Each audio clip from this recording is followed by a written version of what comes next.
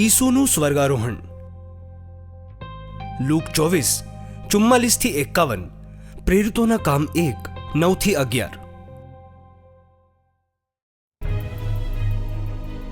ઈસુએ તેમને કહ્યું, હું તમારી સાથે રહેતો હતો એ વખતે મેં તમને કહ્યું હતું કે જે કંઈ મૂસાના નિયમશાસ્ત્રમાં અને પ્રબોધકોના પુસ્તકોમાં મારી વિશે લખેલું છે બધું સત્ય થવું જરૂરી છે.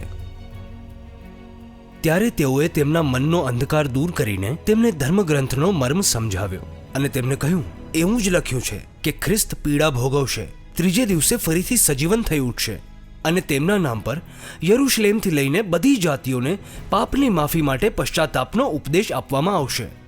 તમે આ બધી વાતોના સાક્ષી છો.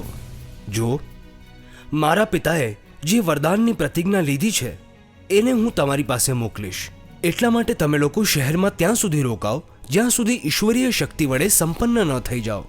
ત્યારબાદ ઈસુ તેમને બેથનિયા સુધી લઈ ગયા અને તેમણે પોતાનો હાથ ઊંચો કરીને તેમને આશીર્વાદ આપ્યા. આશીર્વાદ આપતા આપતા તેઓ તેમની નજર સમક્ષ અલોપ થયા અને સ્વર્ગમાં લઈ જવામાં આવ્યા. આટલું કહ્યા બાદ જોત જોતામાં તેઓ ઉંચકી લેવામાં આવ્યા અને એક વાદળે તેમને અદૃશ્ય કરી દીધા.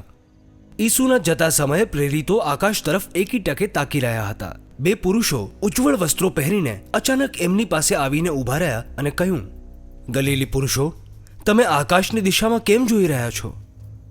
એ ઈસુ જેમણે તમારી વચ્ચેથી સ્વર્ગારોહણ કર્યું છે એવી જ રીતે પાછા ફરશે જે રીતે તમે એમને જતા જોયા છે.